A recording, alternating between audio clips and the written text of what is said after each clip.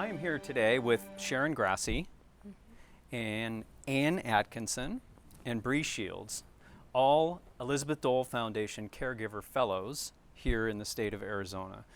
Thank you so much for being in studio with us and for this conversation this morning. Absolutely. Thank you for having us. Yeah.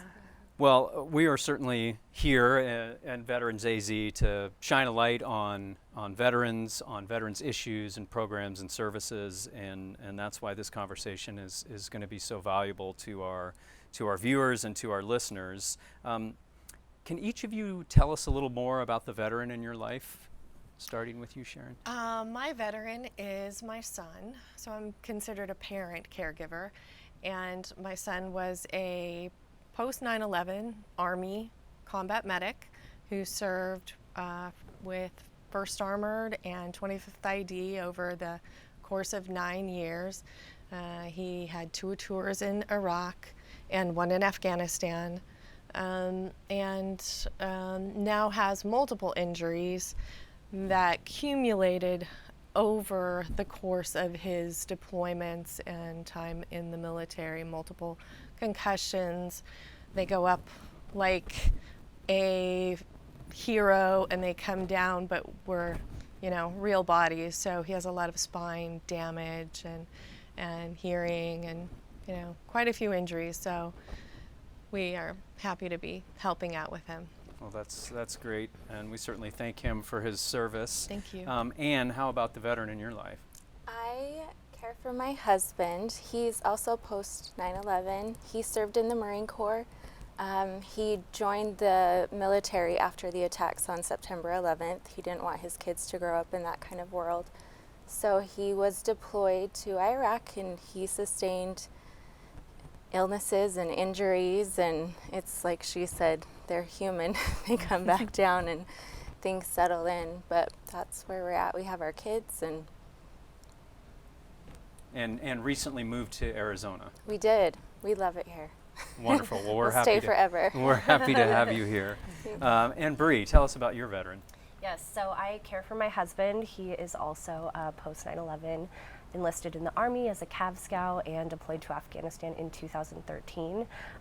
Just like my fellows here, he has multiple injuries, some visible and some invisible. So we have great family support and friends that just lift us up and help to make new adaptations to life. So. Well, maybe we can talk a little bit more, and we'll start with you this time, Bree.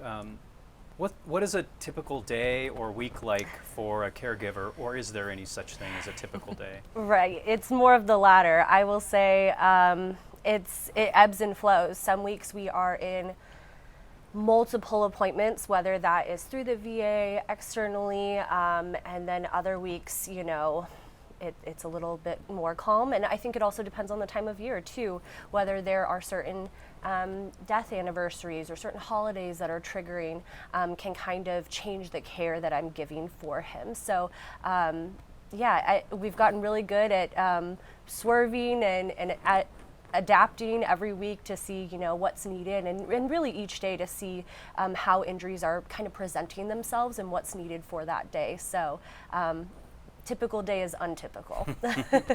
Would you agree with that, Ann? Absolutely. Every single day is different, and you just adapt to it, and it's normal. I would say probably every caregiver experiences that. It's very common. Mm-hmm. What types of care are you providing, Sharon? Well, my son's care has ebbed and flowed, as all of us recognize. Initially, it was helping him kind of level his moods when he came home and really identify what was a priority for care. He had a lot of injuries, a lot of confusion from multiple concussions, so it's hard to process a lot of things. So I was working when he came out of the military, and we had, the VA brings them out, gives them an orientation, and I remember asking, should I come? And they said, no, he'll be fine. It took us about a year to straighten out that orientation and what he didn't know how to tell someone what he needed. I eventually quit my job to help him for what I thought would be about 6 months. But navigating the multiple systems that we need to do with the veteran. Currently, we're dealing with wound care. We're dealing with multiple appointments, juggling those appointments. And my son is still young. He's 34, and he wants to go back to college. He tries to go back to college, but occasionally that gets a little difficult, and I have to straighten that one out too. So a lot of times it's just unraveling the mess, keeping them in a good place, making sure that their meds are not getting out of control, and hopefully getting off as many meds as possible. But those, sometimes just managing, a lot of managing, managing someone else's life. And similar in your situation? Yes. The care needs, my veteran has mobility issues and neurological issues, and so it's just, I feel like there's so many hoops to jump through, and especially when you're a new caregiver, you don't know what you're doing. When we started, we didn't have the foundation, which is amazing that they're there now, and that's part of all of this, is to try to reach out and say, hey, you're not alone. This is what you do. This is how you deal with this issue. Learn how to advocate for yourself and advocate for them, because they really can't do it. And that's why we're here, is because they can't sit here themselves and say what is happening. Mm-hmm. We need to do that part for them too. Yeah. And they're soldiers or Marines, and they don't want to be ill. They don't want to be injured. They would rather just turn around and go back where they were and Tough it out, right? Yes. tough it out. Yeah, and that's, I think, too, where sometimes identifying as a caregiver comes in later. Because for myself, it was easy in the beginning to say, like, well, it's just a bad day, and everybody has bad days. Or like, I just forgot something, and everybody forgets something. Or I'm just sensitive to the light, but doesn't everybody get sensitive to the light? So you start to dismiss it until you can't anymore. And I think it's so special to have 3 of us here, because everybody's journey is a little bit different. So the types of care that's being facilitated ranges greatly in our caregiver community. I do a lot of memory care for my husband. Most people would think it's just a joke, but even sometimes hearing care, and we joke about, oh yeah, he didn't hear you, or I'll kind of interpret on the side for him what somebody might have said. And most people wouldn't even catch on to that in the beginning. But I think a lot of times the care that we provide, most people would say, well, yeah, I'm just doing what a mom would do. Any mom would do that, or I'm just doing what a wife would do, and anybody would, help remind their son or their husband of certain things, and until you register, oh, that's not what everybody's doing, and I am a caregiver, so. Right. I think one of the best things that the Elizabeth Dole Foundation has developed is something they call the Journey Map. And it helps us, you can look at it, and it's kind of based as a big wheel, and it helps us look at the different stages of caregiving so that we can identify and say, you know what, I am confused. I don't know what to do. I don't know the acronyms that are, people are throwing at us. I don't know what I don't know. And that's in that very beginning stage. And then there's the middle stage where you're starting to kind of understand and cope with things and learn and connect with other caregivers. And then there's the stage where you're like, hey, I'm pretty good. I'm awesome at this. But it also recognizes that with what we deal with our veterans, at any point along the wheel, something can happen with your veteran, and all of a sudden you go back to square one. So it lets us know that sliding backwards is not about us. Sometimes it's just about where we get thrown back into the system, and we now know how to kind of get back. And so part of your role now is helping other military families in similar situations learn how to navigate that. Do you recall when you first heard about the Hidden Heroes program?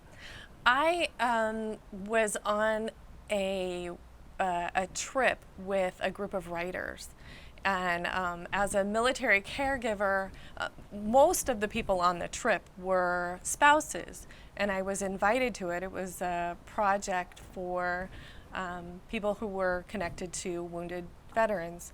And I said, well, I'm a mom. I probably shouldn't be going on this. And they went, no, it's okay. And I connected with a lot of spouses, but I still did not recognize that I was a caregiver. I was just a mom. And I was helping my son. That's what you do. And later I was at another event with the same group, and we were reading some of the writings, and a Dole Fellow was part of the readings. And she told me about the Elizabeth Dole Foundation and asked if I'd consider applying. And I said, well, I'm a mom. I'm not a caregiver. And she went, honey, you're a caregiver. You may be a mom, but you're a caregiver. And it was a huge realization for me. It's a little difficult because both my son and I don't want him to be injured. So taking on that role means you're kind of committing yourself to this as a real thing, as opposed to I'm just doing a little bit to get him over this hump. And so that's also part of the difficulty of it. And how did you become involved with the foundation?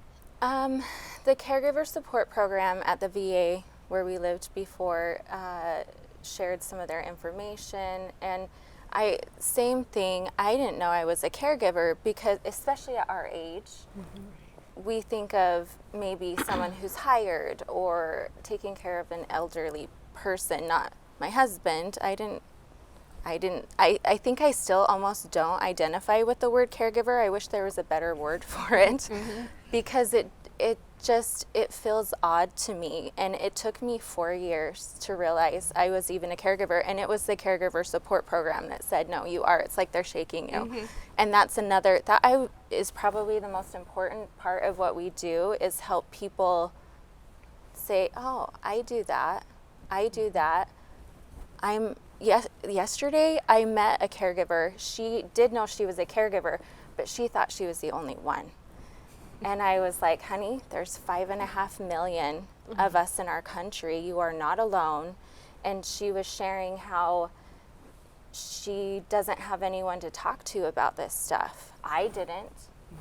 People don't understand it. And so it becomes very isolating, and you're alone. And that's, again, there's so many facets to the Elizabeth Dole Foundation, but there's a community that you can come in, and on Facebook, we're all over the country, you can post a question that you would just have no idea, and you have 50 people who know the answer. You're not alone anymore, and that's why it's so important to identify yourself and get plugged in with this giant community, because you aren't alone.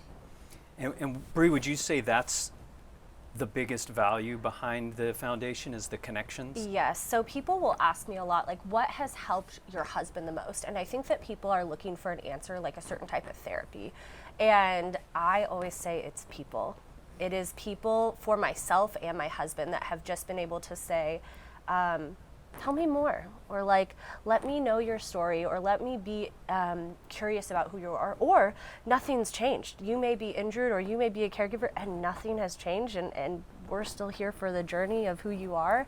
And that is so reassuring, because as a caregiver, and for myself, there was some grieving process in figuring out, like, oh man, who am I now? And this role I just kind of fell into and wasn't prepared for, and wrestling a little bit with identity, and for people to come around and say, that's great, awesome, how do we support you in that?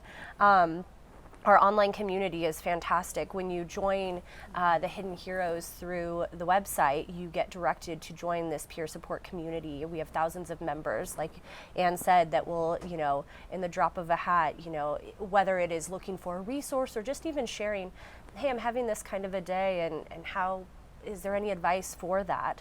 And then our moderators as well offer a lot of tools for wellness and support for our caregivers, which I think is really needed. Like Anne, I meet so many people who say, I didn't know anybody else was out there. I didn't see anyone like me. And I was fortunate and unfortunate in the sense that I have a sister-in-law who is also a military caregiver. So I had at least her, who I knew, was caregiving as well, but I didn't know anyone else who looked like me. And so to step into this community with people who are just on the same journey was a release, a weight was lifted. And I see that in so many people's faces when you say something to them like, hey, there's more of us out there. There is. And that's a cool moment to let people know, okay, I'm not the only one here, and I'm going to have support.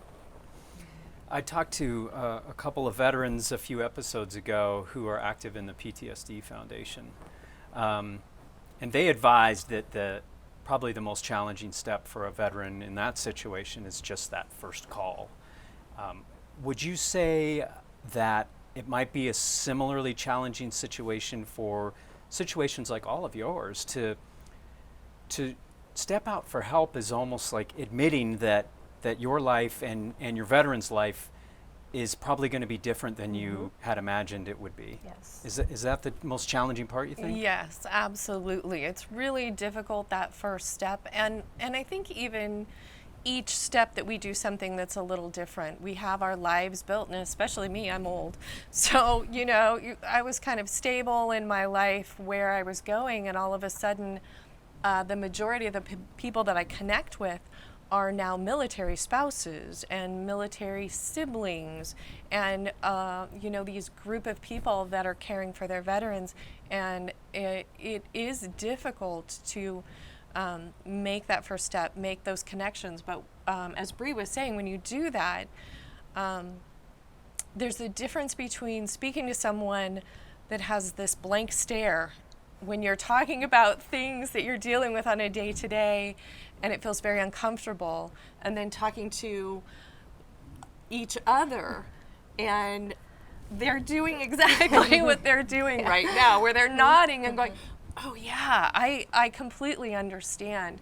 So you begin this snowball effect of going, okay, these are my people, and this is where I connect. And you have to let go of some of the things that you really wanted in life.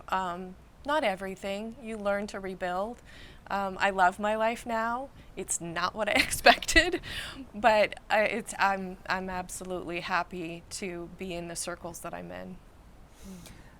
And do you think there are adequate resources and programs out there for caregivers and for our wounded and injured veterans? No, I don't. That's the short answer. The VA does have some great programs.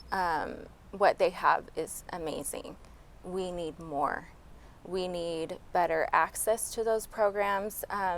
We just spoke on this maybe a month ago.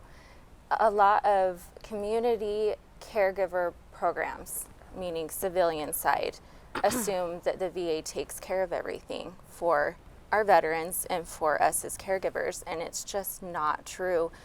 There's, we have the isolation issue. People aren't self-identifying.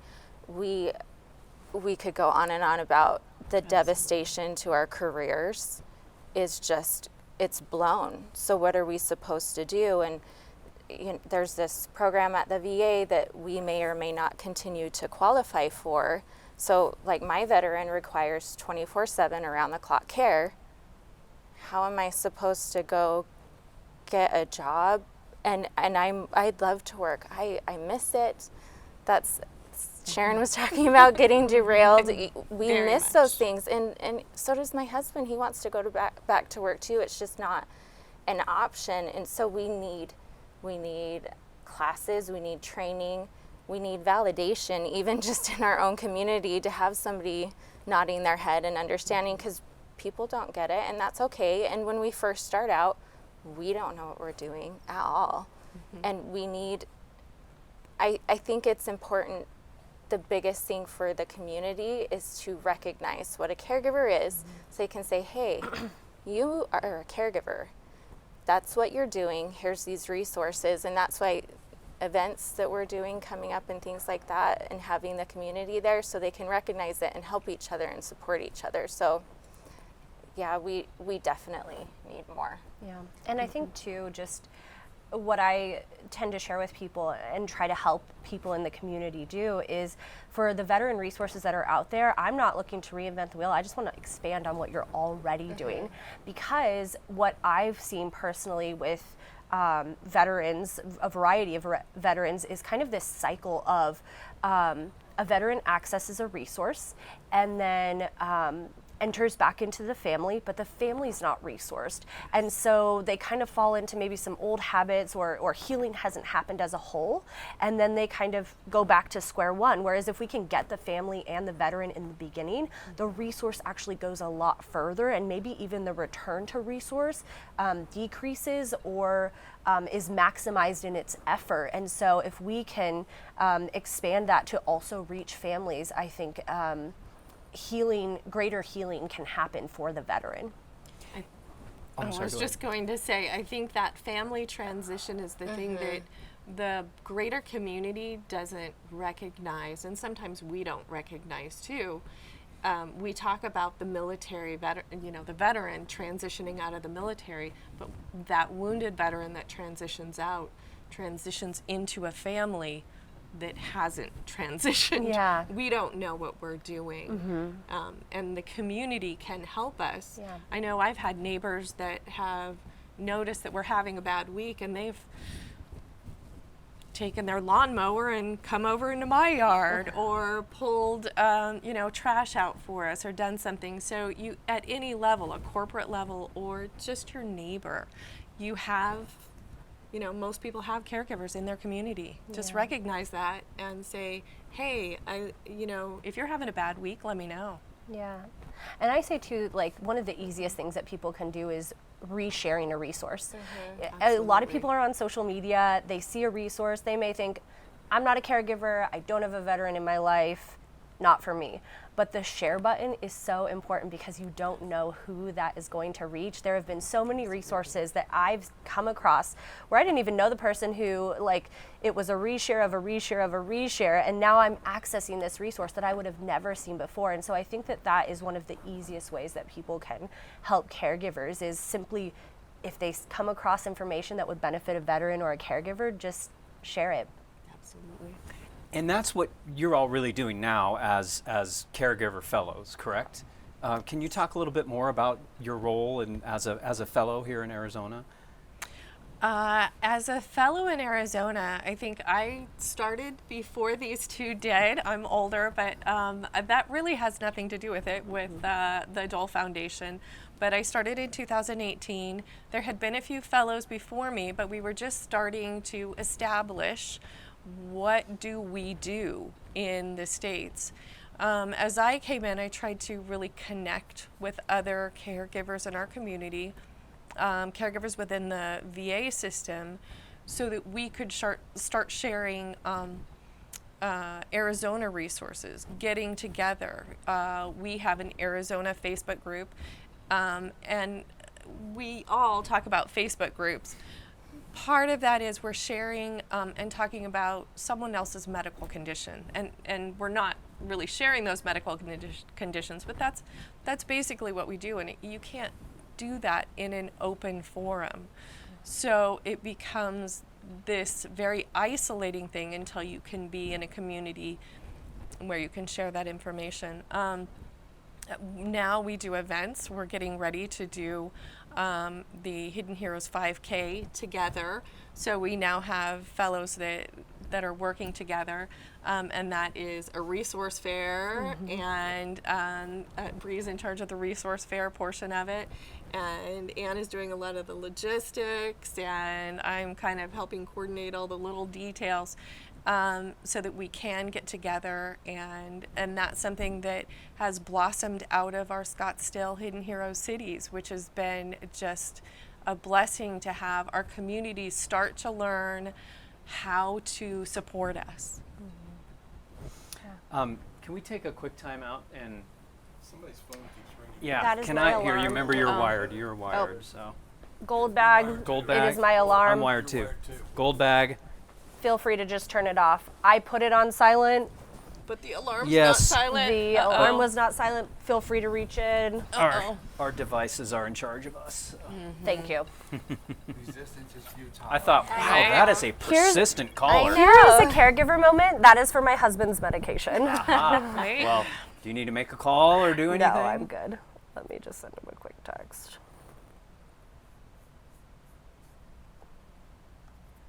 Was the sound okay? Should we go back at all? No, she didn't hear it in there. Okay. I was hearing it out. Yeah, it was very. I am very sorry. was It is off. I could just barely hear it. No worries. It's fine. I'm going to start from the beginning. I know. We have to go Everybody all over. remember everything you Start said. again. No, this is a really great conversation. Really great. Okay, reset here. Okay, we're on Al's camera. Anytime. Okay. We've talked about a lot of this. And I'll ask you, is there something you know now that you wish you had known when you started this journey that maybe you can help someone else skip to that step of the process? A billion things. Right? If I had to pick just one, it's that you're not the only one. And there are people like you who understand, and you just need to learn how to ask for help. And it's okay. And accept that. Yeah, and things are different now, and it's okay. You're happy. You just said that. We're happy. Yeah. You just have to learn how to live around it and find your happiness inside of all of the tornado and chaos of everything. And there's a lot of tornado and chaos and everything. All the time. But it's okay. We It's learn to okay. deal. Same question for you, Bree. Yeah, I just adding on to that, the rain isn't constant always, the sun comes out and it's, a good day. And so I think that just something we've already touched on is getting connected to not only resources, but people. And so that's why with the Elizabeth Dole Foundation, there is that community aspect with our online community, but then we have a ton of resources as well. And I think that from a military member and then also a family perspective, they kind of adopt that, like, I'm just going to tough it out, and I'm maybe not going to accept the help. I'll leave that for somebody else, and it's okay to take part in our respite program or take part in our online caregiver courses so that you can keep going on, because that's the biggest thing I think I learned was when my husband was first injured, we kind of realized the scope of his injuries. It was just the whiplash tornado. It was hard. And so my method was just, okay, I'm organized. I'm just going to go to town and organize everything. We'll just, do X, Y, and Z, and it'll be great. And I was really burnt out. I was extremely burnt out, and I realized that when I started to care for myself or accept some of those other resources, the care that I gave my veteran drastically improved. And so just a reminder for caregivers to, find those moments for themselves, accept the help that's out there for them, because it's out there so that they can continue to support their veteran well. You've all done a great job talking about the challenges, of course. Has there been any rewarding parts of this? Oh, absolutely. I think it's rewarding to be able to conquer this thing called caregiving. And I don't know if we'd call it total conquer, but at least become comfortable with it. Becoming a fellow is unbelievably rewarding. I was a fellow prior to COVID. So I've had a little bit more fun as a fellow. I got to go to DC and work with congressmen and senators. I was able to work with Senator Sinema and Congressman Biggs on the Teen Veteran Caregiver Act, which was turned into law last year. So that was really, really rewarding to see a pain point. That law came out of a lot of caregivers not being identified within the VA. So consider if you hired a secretary and you said, okay, everybody needs to call my secretary. And then everybody that called your secretary said, no, no, no, no. I'm sorry, I can't talk to you. I need to talk to you. And that law says, no, no, no, no. They need to put the caregiver's name in the veteran's record and recognize the caregiver. And then if the caregiver is dumped off of the program at the VA, they also need to be provided records of why they were removed. So it comes out of these pain points that we've found from connecting to caregivers in our community, and we've brought them to a congressman and a senator to build something that has now become law. So I mean, and that's just one of so many wonderful things. And then watching my son do well, that, I mean, is at the center of everything. You know, it doesn't matter what I do if he's failing. So to watch him progress and grow, that's the best part. And what about you, Ann? My favorite part of my day is seeing my husband happy. He's just so happy, and I'm a good caregiver now. I wasn't in the beginning because I didn't know what I was doing, but because of the foundation and because of this program that the VA does, it's called Whole Health, and they're bringing it to caregivers the beginning of next year. I'm so excited. It's life-changing. I could go on and on about it, but those kinds of things are so rewarding, and it just, I think underneath all of it is that we're happy. Even though this isn't what we expected, we're happy, and that's rewarding. And I love that I can do something, make lemonade out of the lemons of those first few years, and that's what the foundation has given us the opportunity to do, is do something with those pain points. Right. Instead of just talk about it, we're actually doing something about it. And you're being modest. She's doing a lot of work with Whole Health, with the VA. I'm So, excited. yeah, We'll have to she do a is. thing on that. Yeah, it's Absolutely. amazing. Yeah. Absolutely. What about you, Bree? Any something rewarding you'd like to talk Yeah, about? I think just, you know, people will ask me about life before and after, and it's, you know, a double-edged sword, but I think that the intentionality that's there now in my relationship with my husband is, you know, before you just kind of going through life and assuming like things are always going to be, you know, easy breezy, and now we are just so intentional with our relationship, his health, you know, kind of trying to get ahead of things, and I have an appreciation for that, and I think just who I've grown into, kind of forged in the fire, is something I'm also really proud of, like certain traits that have grown stronger because of this. And two, just thinking about life before I really self-identified or we recognized his injuries for what they were and really gave him the care that he needed. It was rough.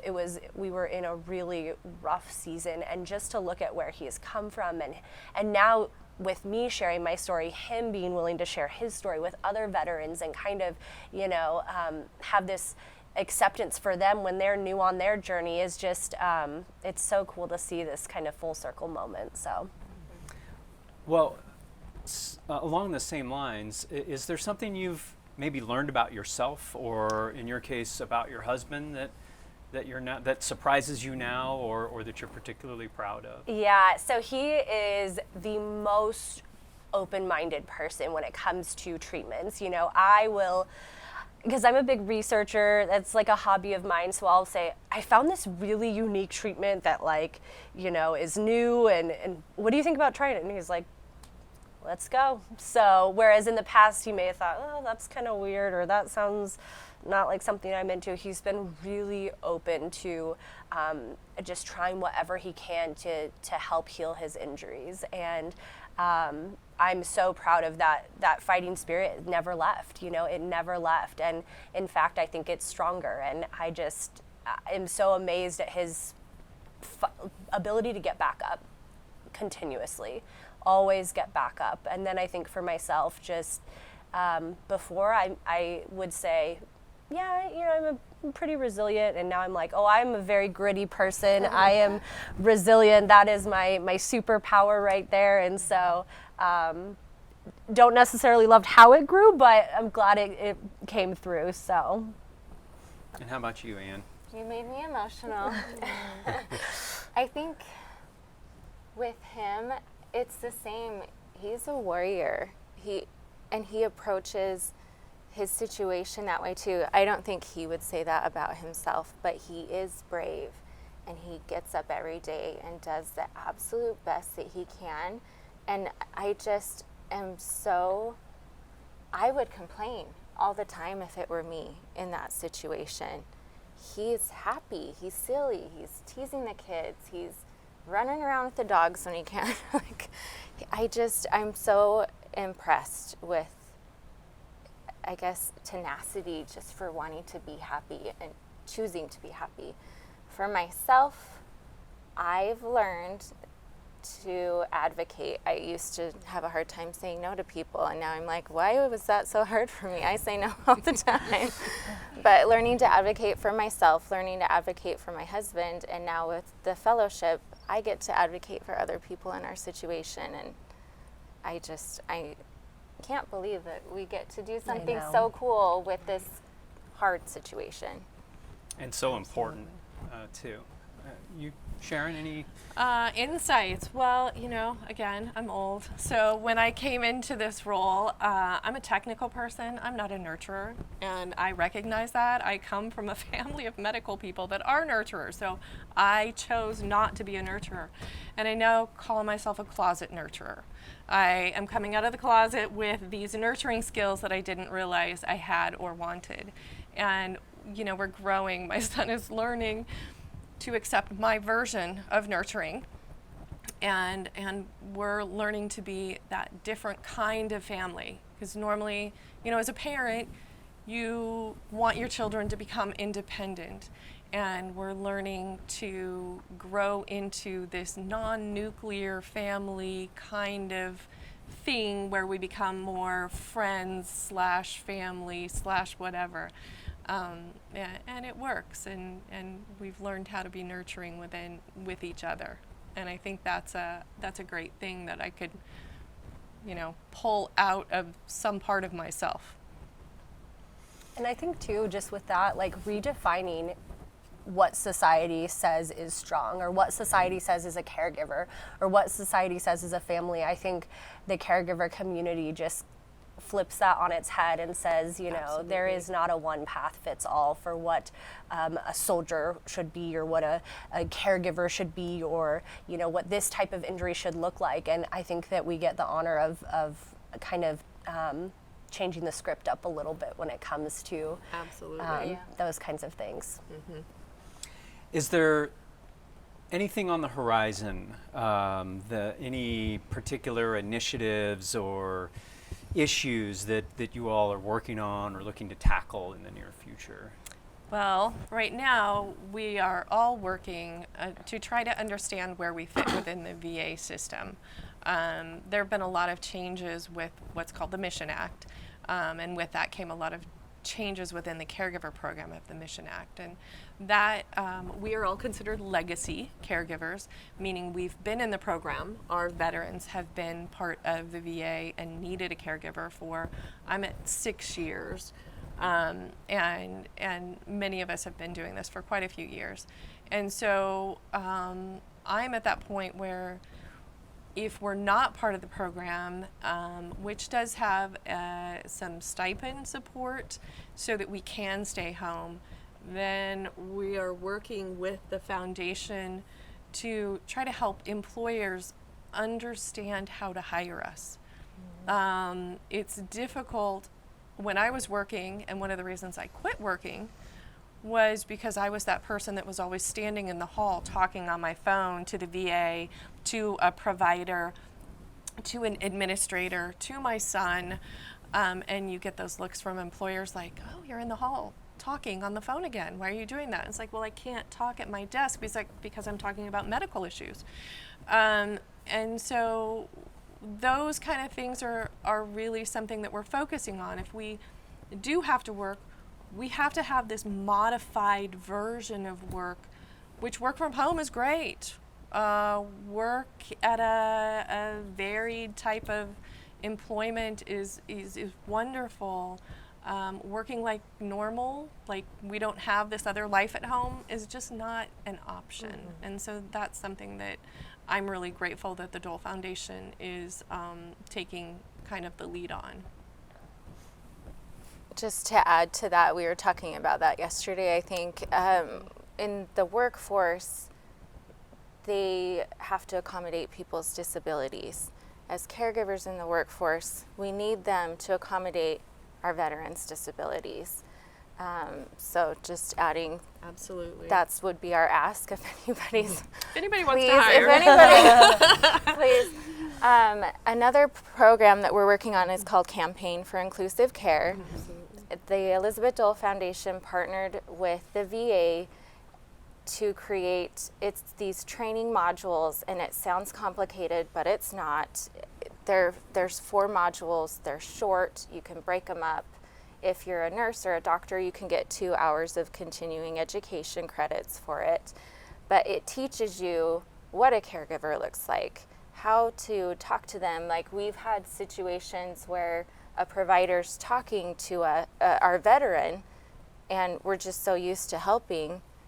Most of the time that's okay, but sometimes they need to actually just talk to the veteran to see, especially if it's a neurological type appointment or things like that. So how do you communicate that with a caregiver without being like, I don't want to talk to you? So it teaches them how to talk to us. It teaches the providers that we are part of the care team. I am the one making sure the appointments are happening and that the protocols are followed, and that honestly anything is happening is because of me. So I need to be in the room. I need to be part of the conversation, because if you ask our veterans, we laugh about it. They'll I'm go okay. to I'm fine. I'm good. How's it going? Yeah. I'm fine. No, you're not. Like, all of these things are happening. So we're working with the Phoenix VA actually on rolling out Campaign for Inclusive Care as well. Anne's doing a lot of work on that. All of us Spearheading are. that. Yeah. I'm You're just the spearheading. bossy one. Yeah, that Campaign for Inclusive Care is so important. Also for the caregivers to learn about it too, because then they can say, hey, I'm part of the care team. And this it's not a negative thing, it's a very positive, empowering thing for the providers and for the caregivers. And you don't have to be an official No. VA caregiver. You can be Anything. anyone that the veteran designates as that. And the VA and other providers need to recognize that. And that's too getting people and providers to say, instead of just like, yeah, she's just, veteran came with his mom. She's just my wife. Yeah, Right. they're saying, hey, veterans here with their caregiver, and what does that look like moving forward, and having those types of discussions. Because the reason for that is it gives the veteran a better outcome, a better health outcome. When everybody's working together, that's the whole purpose of it, is to make them healthy and happy as they can be. Yeah. I would say too, one thing that we're working on at the Elizabeth Dole Foundation is resourcing our military children, our hidden helpers, as we like to call them, because what there is for caregivers, there's even less for caregiver children. And we're seeing the impacts that children are facing when they have someone in the home that needs care or is a caregiver, because a lot of those kids, they're doing simple things like, hey, bring dad his medication, or hey, go clean your room because I have to do this at this time, help your sister with that because I'm helping dad with this, or whatever the case may be. And so we're working with the White House right now to just create more resources for military children to be supported in that role, because that's unique as well, where they may say, well, no one looks like my family does. And so getting them resources so that as they're kind of going throughout life and growing up, they feel like they are equipped to just meet that kind of unique circumstance and be resilient in that and thrive in that. So we're really excited about And that. they need to connect with other children just like we do. They can't talk to another child at school and say, well, this is what's going on at home. And, Yeah. other kids are like, what? Yeah, my kids are caregivers too. Right. They do a lot. Yeah. And there aren't Absolutely. a lot of kids like them, but the thing is, there actually are. We just don't talk about it. We don't. So In fact, my son grew up, he was 13 when his brother was in Iraq.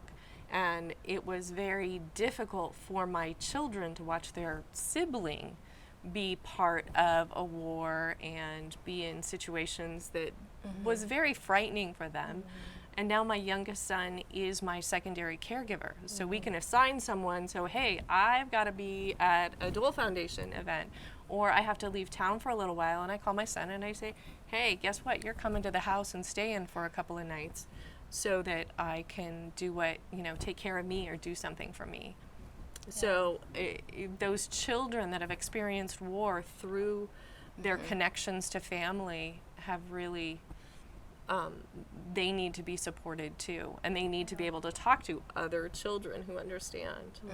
And we use that term hidden so frequently, hidden heroes and hidden helpers, and I think all of us would say our mission is to expose those and make them not so hidden anymore, just so that the community knows we're out here, because I hear so often, oh my gosh, I didn't even know that community existed. And then you talk about children, they're like, oh, that's another aspect I didn't even think of. And so just making those hidden heroes and hidden helpers a little less hidden. Well, and that's why we're here too. So Senator Bob Dole was visiting the World War II Memorial in 2011, I want to say.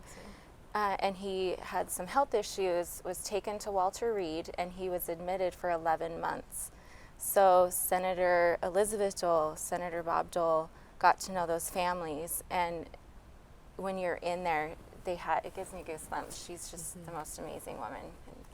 Absolutely, I think we all agree. Yeah, they got to know them. They were with the families, and she's like, these are mothers and fathers and friends and neighbors and children and spouses. They aren't trained. They're putting their lives on hold. Yeah, it's this huge problem, and I love her so much. She said, you've seen it, go do something about it, and that's exactly what she's done. She's just, like you said, making us not so hidden anymore. Yeah. And I just, amazing woman. So grateful for her. So what should someone who's watching or listening, who maybe the light's going on for them, say, oh, maybe I'm a caregiver, or I had no idea there were other people with these same challenges. What should they do? Is there a resource that they should reach out to as a first step? Well, first of all, if you are handling appointments, if you are emotionally supporting someone, if you are making sure they take their pills, it doesn't have to be this catastrophic injury that you can see, that you're physically doing things. If you're paying the bills, if you're juggling things for another person, no matter your relation to them, you're a caregiver, honey. You just are. So I would say go to hiddenheroes.org, and that's the foundation website for caregivers. Sign up with them. They do checks to make sure, so it's very solid that you're in this group that are caregivers. You don't have to be in the VA caregiver support program. No matter how you're touching this with your life, you're a caregiver, and we're here to support you.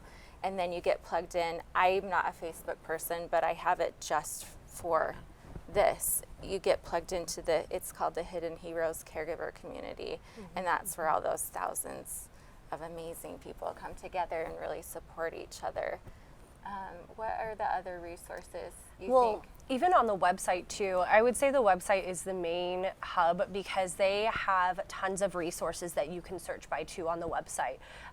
There's a tab on there that says resources, and they list all of the caregiver resources that they've kind of vetted and put their stamp of approval on. And that's the biggest thing, is not only are you joining community, but now you're getting tons of resources that are unique to what you need, instead of just saying, well, all we have is respite. It's like, here's 40 plus, and that's being modest with the resources that are listed, resources that you can access for what you need. And so I would echo that in terms of, you get the community and you get the resources, which is, the best part. So.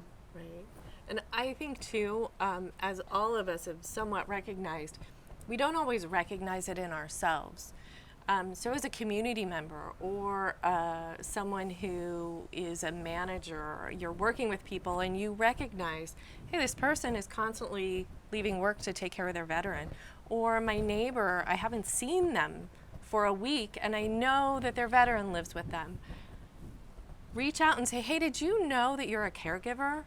Because that's a lot of times we don't stop. We are doing one foot in front of the other to try to deal with what we have to get done that day. And sometimes it takes a neighbor or our manager or our mother or our sister to recognize those qualities within a caregiver and say, hey, here's the website. I need you to go sign up because you need to connect. You need to stop being isolated and you need to learn how to delegate some of these things and share some of this. You don't have to be the only one. And guess what? I'll help you today. It is our community that really is that thing that sometimes we need to give us a little nudge. Yeah, and I think the best part too is signing up when you're new on your journey. There's no obligation to anything. If you want to join the Facebook group and you don't want to say anything for quite a while, you can just kind of observe, and you don't have to access a resource, but they're there for you to know about. And I think that that's the biggest thing that everybody would echo is, in the beginning of their journey, they didn't know what was available to them. So then it puts people in the position to, like, even if I'm not ready to like admit I'm a caregiver or, take advantage of the community or the resources, you're in the position. So when that day comes, it's right there for you. So. And it can be very, very scary, very, very difficult to manage. And right now, that's another program that the Elizabeth Dole Foundation is working on right now is caregiver mental health. So, we, along with our veteran, experience a lot of trauma. And so we have to recognize, what does that trauma look like? What is too much? We don't realize that we've added 20 additional items to our daily tasks, and maybe that's too much. Maybe we need to take a break. And how do we take a break? And how do we recognize that within ourselves? And those are the things that we're looking at right now within the foundation is, what does that look like?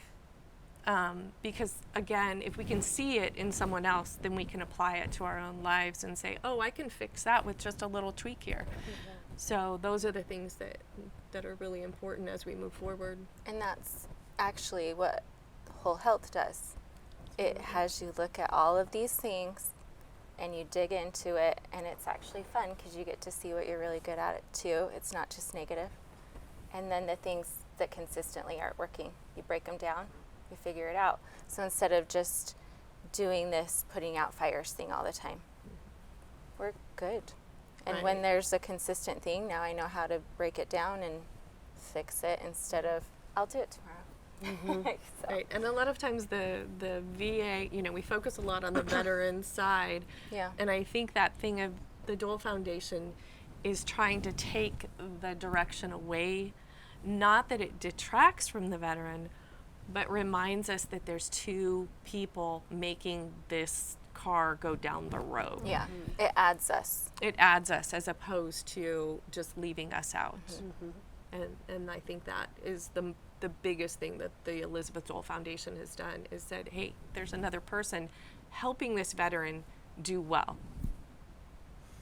Well, thank you all so very much. It's been a great conversation, and I hope it's helpful to those watching and listening to meet you and learn your stories. I think most people would easily recognize that your son and your husband are heroes. They enlisted voluntarily after our nation was attacked on 9/11, and they went into harm's way.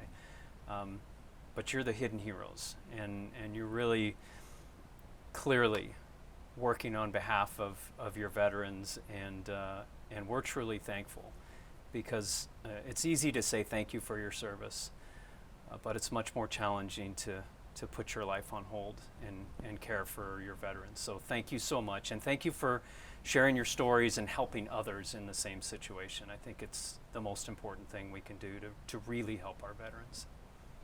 So thank you. Thank you for having us. Yeah, thank you. As we honor those who serve on Veterans Day, we also honor amazing Americans like Anne, Bree, and Sharon. Many of our veterans could not live the lives they deserve without people like them. Learn how you can support these hidden heroes in your community at hiddenheroes.org.